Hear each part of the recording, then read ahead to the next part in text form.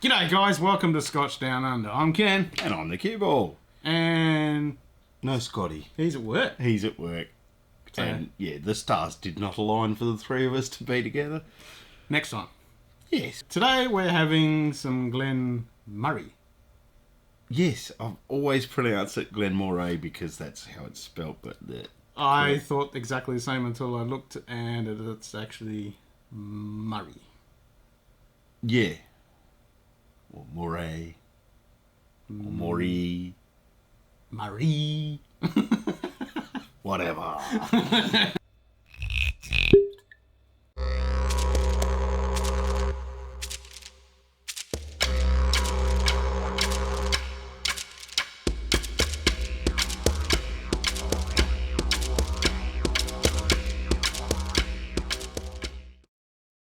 So this bottling is a part of the Elgin Classic range.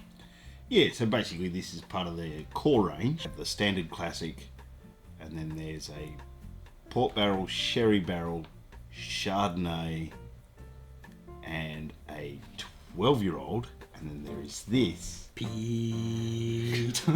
Peated.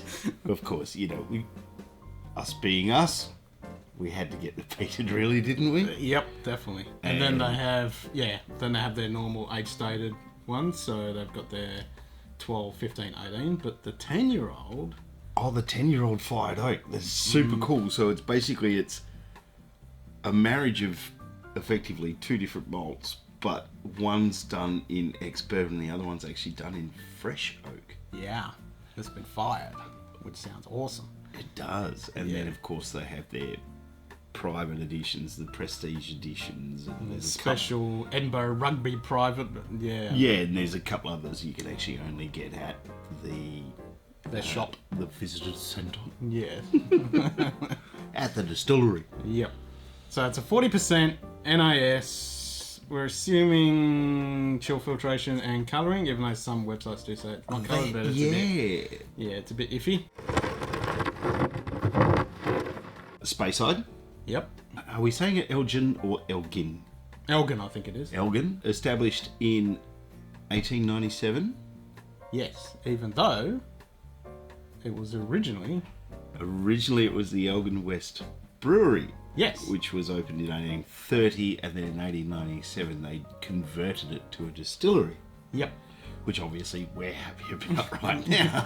And they even got some handwritten ledger notes saying that that's when they had some distillate being done with local barley in 1897. So that's when they're assuming that's the date when it actually started being produced. Because before that it was just beer. Which is pretty cool to have a handwritten note from all those. Yeah, absolutely. In the early days of the distillery, they were already experimenting with different cask finishes and stuff, which was rare. A little unusual back then. I mean, these days it's very, very common. Yep. But back then it was a little unusual. Then it was... they closed down in 1910. 1910, and then the war happened. The first one. The first one. Yep. And then in 1920 they were purchased by a company called MacDonald and Muir. Yeah, they were in the financial bad bucket there for a while, so they put it up for sale and they bought it.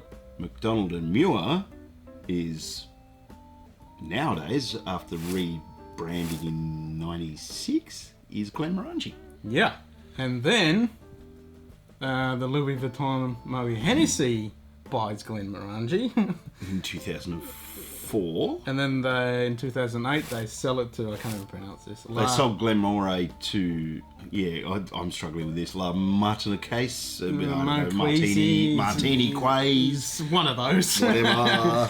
And the brand of one of their subsidiaries is run by Bardonnay since... Yeah, Bardonnay, which is a brandy primarily, I think, is one of their main products. Yep. But yeah, so when MacDonald and Muir bought them, they recommenced production in 1923. Shut down briefly during World War II. Yep. And then after the war in 58, massive big expansion. Reconstruction and expansion, yes. Yes. More stills and a bunch of other stuff. They revamped everything, but they actually introduced a celadon malting system, which was pretty new. Plus they bought a farm to actually get barley from near the place. So they were effectively growing their own barley, malting it themselves. Yep. Doing everything, and then 78 they ceased doing their own maltings. Yeah, they stopped doing their own, or the floor malting. So they were probably still doing the Saladin malting system, which is similar to a drum system. Yep. But they stopped doing their own floor maltings. Jumping forward a few more years, 99 they started their first official cask finishes. Yeah. So ex-Chardonnay and ex-Chenin Blanc. Yep. Barrels. So before then, they were doing a lot of stuff for just blenders. And then Master Distiller Edwin Donson, he came in 87, and he really shook the place up completely. And he started bringing out Chenin Blanc and Chardonnay cask finishes, and they went like wildfire. Completely revolutionised what Glen Moray were doing. And then 2005. He retired, and Graham Cool, who's actually been working there for a while, doing different jobs there, he went under the tutelage of Edwin and pretty much took over from him. And he's been... so the student became the master. Yeah. And he's Master Distiller, like succession, he's number 5. Since when they first opened in 1897. For me, the role of Master Distiller is quite wide and varied. With only 5 Master Distillers in the history, the knowledge has been passed on from one to the other, hand in hand, finally to me as the 5th. It is a must that I ensure that the time-honoured traditions are continued. So coming back to more specifics now, this range was actually, the Elgin Classic range was launched in 2014. Yep. And then in 2016 they started to release more single malts and their heritage collection, etc, etc. Yep. And they're doing a lot more single malt stuff than what they used to do with lots of blends. The packaging is pretty cool. Yeah, and speaking of what we just talked about in the history with Mr. Edwin Donson and Graham Gould, the signature is Graham Gould. Graham Gould, right? Yeah. So the different expressions they basically have, like obviously here, it says down here, peated single malt, and the bottom section, the bottom quarter of the box is different colours with the different expressions. Yeah. Other than that, they're all pretty much the same. You've got the big logo, whether it's part of the Classic series or whatever. Single malt, peated.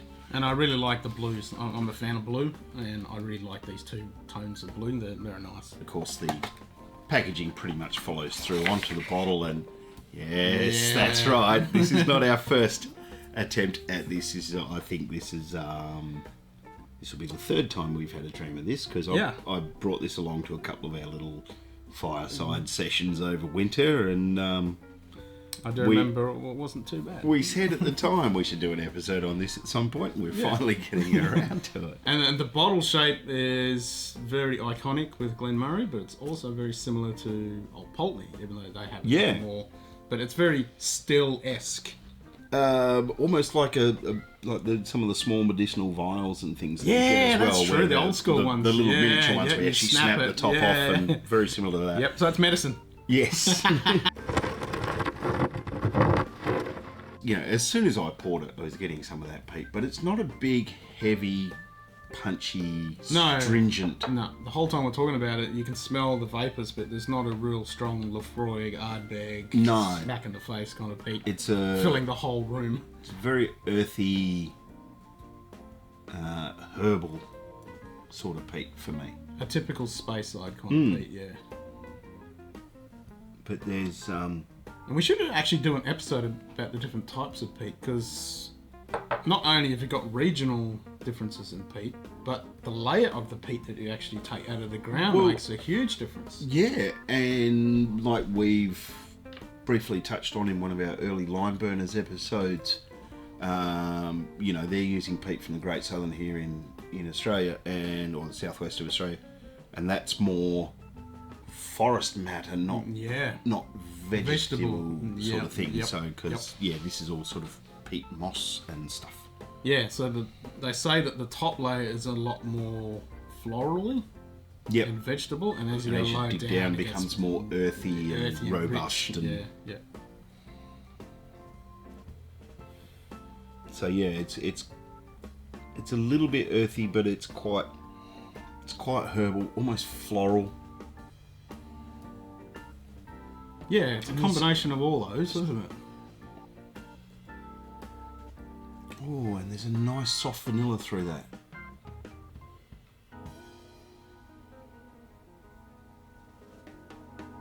Yep, I'm getting a little bit of the ABV. It's sort of, yeah, but 40%, not much there to deal with. Strong. A little bit of vanilla, a little bit of oak. vanillas, It's again, it's that tie-in with the higher level of peat in that there's a floral sweetness to it. Yep. We'll see. But there's not that oily stringency that you get from a lot of the Islas and stuff. No. All right. If I must.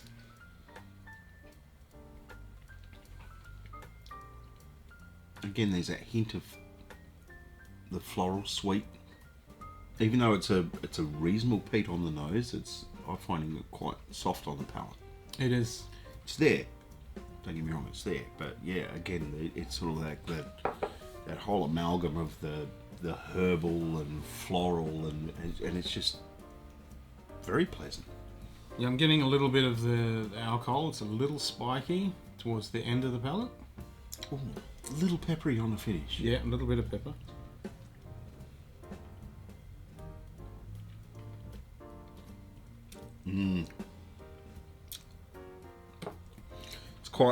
It's a very warming mouthfeel. Yeah. If you let it sit for a bit. Mm-hmm. The first palate, the first approach of it is really quite thin, and it starts to thicken up a little bit as the saliva kicks in and mixes with it, and then, as you say, you get a little bit of the warming. The peat starts to rise to the top of the palate, up on the roof of the mouth there, and then it smooths off with that vanilla, and then you get that little bit of pepper and vanilla carrying on. And there's it's that subtle that I can't really sort of nail down what variety, but I want to say there's something sort of very, very light fruit. It's almost peachy, I'm not sure. Because not really a citrus like we get quite a bit, but it's, yeah. It's very slight peach pear type. And Very, very slight though. Obviously it was a little while ago, but from memory, this is not really changing much as I'm diving into the bottle. No, from what I remember when we had it, that first neck pour was really, really just... I think at that point we'd already had a couple. Yep. And maybe because of this awesome shape, it might actually have something to do with it. Could be something to do with it. Grab the H2O.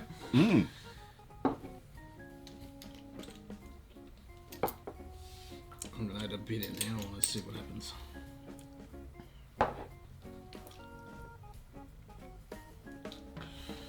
It's a very, very subtle oiliness. Yeah, very minimal. I find it quite thin on the approach on the palate. It does thicken up, but yeah, as it goes down, it's quite thin. One of these days I should actually measure how much water I put in these. I just put in a good squirt. It's probably about 5 ml, maybe a little bit more. Something like that. Well, the trick is to actually put the water in before and then put the whiskey in, but you don't get to try it neat, but you can do it with another glass, but yeah. We're getting too fancy there. I was going to say, settle down, mate. Yeah, settle down, carry on. I don't want to go that fresh. Well, that is rounded and smooth that peat off completely for me. I'm getting more of that earthy, organic. More of the sort of floral and herbal notes. Yeah, like on 2 layers. You're getting that light floral stuff, and then you're getting that more earthy. And that peat's become beautifully soft with a little water. It has. It's rounded, it was fairly soft to start with. It wasn't a big punchy one. And I think it's more of just adding that little bit of water has eased that sort of balance from the peat and the herbal floral and just brought it back to a really, really nice balance. Yeah, it's rounded and smoothed it. But yeah, there's still that little bit of vanilla there. And again, that sort of peach stone fruit. Really subtle. It's almost like the the like peach skin, not the flesh. Does that make Yeah, sense? yeah, I'm with you on that. Yeah.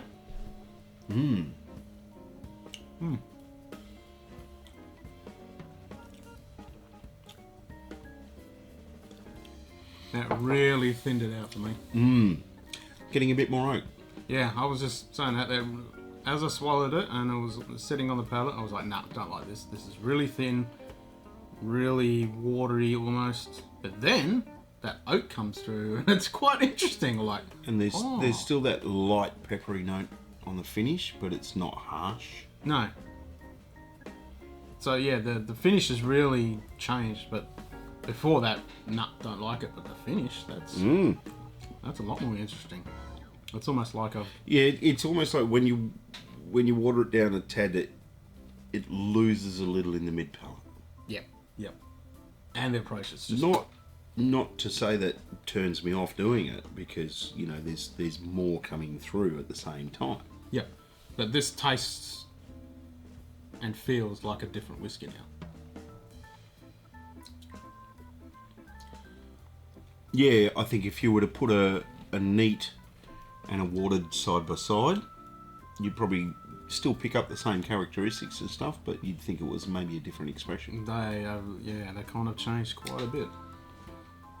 So that's Alright, a good so- thing. If you only got one bottle and you really want to mix it up because you get a bit bored with it, add some water and voila. And look, you know, it could actually go on to that list of don't water it down. yeah. But for what it is, But I do like that end oh yeah, with that oak. It's almost like shaving a barrel stave and chewing on it almost. It's and the nose has got a bit of must in there happening in there, like a bit of barnyard hay must. yeah, It's almost like when you empty the glass, you leave it for a couple of hours, you come back and you get that dry, musty, barley smell. I'm getting that with the water. I mean, I was happy on first taste because it was a bit of a whim. It was the first time I'd seen Glen Moray on a shelf anywhere for quite some time. And I mean, in all honesty, before I bought this, it had probably been, I don't know, maybe 10, 12 years since I'd actually had a Glen Moray. So it was, there was nothing really in the memory bank. True, I'd have to agree. It completely left my memory of seeing it anywhere. And then all of a sudden, the last couple of years, it's like, whoa, there's a whole range of Glen Morays on the shelf. There's like all these different expressions. I'm like, okay, they're coming back with a vengeance. Definitely. Absolutely. And it'd actually be good to have the whole Elgin Classic collection to go through and do a blind tasting on all of them to see that. I think we might have to do that because the price of it. The price of this is no real challenge for most of us. No. Full retail, 50 to 55. Yeah, depending on where you shop. Which is amazing for a single malt. Where I've seen them at any given time, usually one bottle in the range is on a special of some sort. Yep. And that 50 is for the whole lot of the Elgin Classic range. They're all around that same price, except for Not the 12. the 12. Except for the 12, yeah. The 12 is about another $10. Yeah. The 12's around 60, 65. But the finished Which ones, for a 12-year-old single malt is still very reasonably respectable. priced. Yeah. And I've got the port barrel at home, which I should have bought. We could have done a comparison. Port, yeah. Well, Peat has to be judged by itself. Yes. Yes. Peat is its own beast, that's for sure. And I don't think I can think of any other single malts for around $50. There's not a lot. No, like There's even not a lot. Glenfiddich is around 60 plus. Yeah. Glenlivet the same, that goes up a bit higher. More importantly, I can't think of a peated single malt for under 60. Well, even the others, sherries, peat, the Chardonnay, all those finishes. I think we're left wanting a little because we're used to drinking stuff that's a bit better and things like that. Yeah. But for the price and your bang for buck factor, I'm going to give that a solid 8.5. I was, yep, I'm with you on Solid right, exactly 8.5. 8.5. I was thinking 8.5, 8.6. Because it's Totally. I mean, like, you know, for argument's sake, it's like it's not an expensive bottle to have in your cupboard, No. and to have that opportunity to go, you know what, I want something with a bit of peat, but I'm in a bit of a quaffing mood. I'm not exactly sitting tasting and really cherishing, but I Yep. want something with a Yep. bit of peat.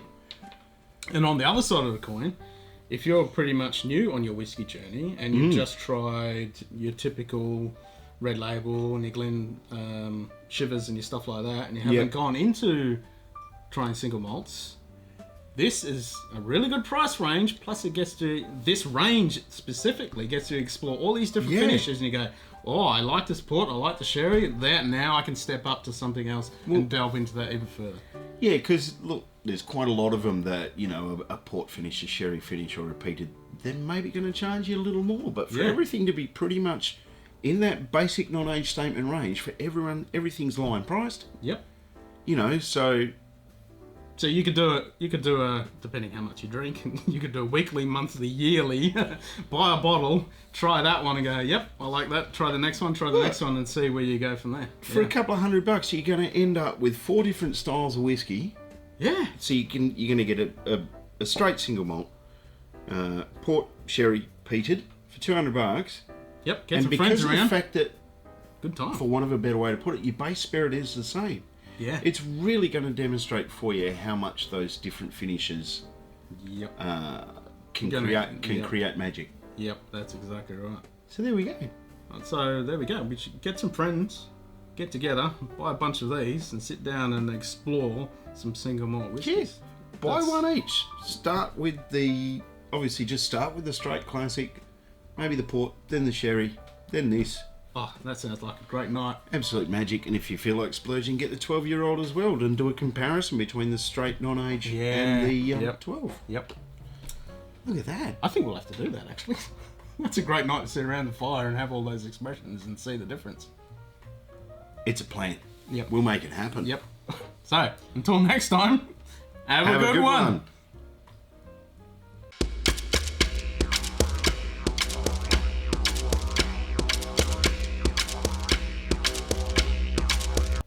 The bang for fuck. Bang.